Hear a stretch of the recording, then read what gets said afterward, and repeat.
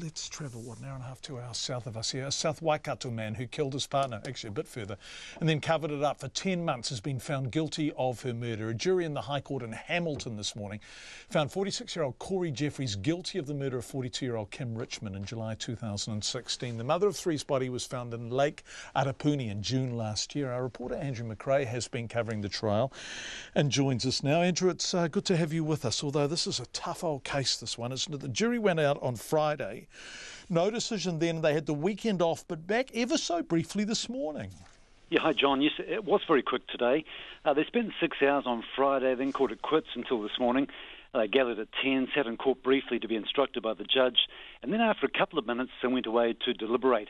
Well, within half an hour word came that there was a verdict, and it was about another 20 minutes before everyone was ready, and the jury of 7 women and 5 men then filed in. And then that was over very quickly as well. The foreperson said guilty to murder. Jeffries was sent out while Justice Fitzgerald discharged the jurors. Then he came back in and was given a first strike warning and then remanded in custody for sentencing. So he was sent out. Did he give a reaction to the verdict? He stood there very calmly, as you can imagine in such circumstances. That wouldn't have been easy. He looked nervous but didn't really react to the guilty verdict, just dropped his eyes and then slumped a little. Had he not been found guilty of murder, he would have been automatically found guilty of manslaughter, which is something he had already admitted to, so he was never going to actually walk away scot-free.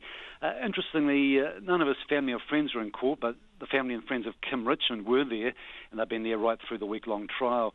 And when the verdict came through, it was sort of an audible gasp and murmuring of appreciation from the family and friends.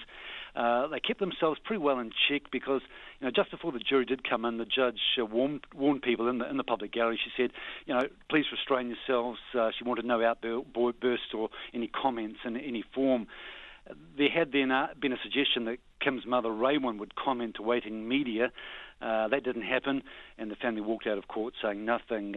But we did notice that Mr. and Mrs. Richmond, Kim's parents, had appeared visibly upset afterwards. I guess really, 2 years of stress coming to some sort of end, really.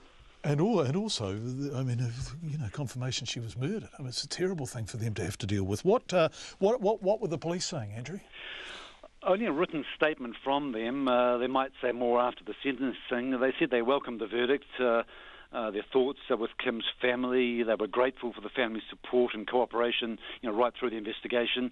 Area Investigations Manager Ross Patterson, he went on to thank his own team for working so tirelessly on the case to find Kim, then bring her home and to, as he said, seek justice on behalf of the family. Yeah. What happens next? Sentencing, obviously. That's right. Justice Fitzgerald, she ordered a pre-sentence report, which is standard, and then she'll sentence Jeffries here in the High Court on September the 7th.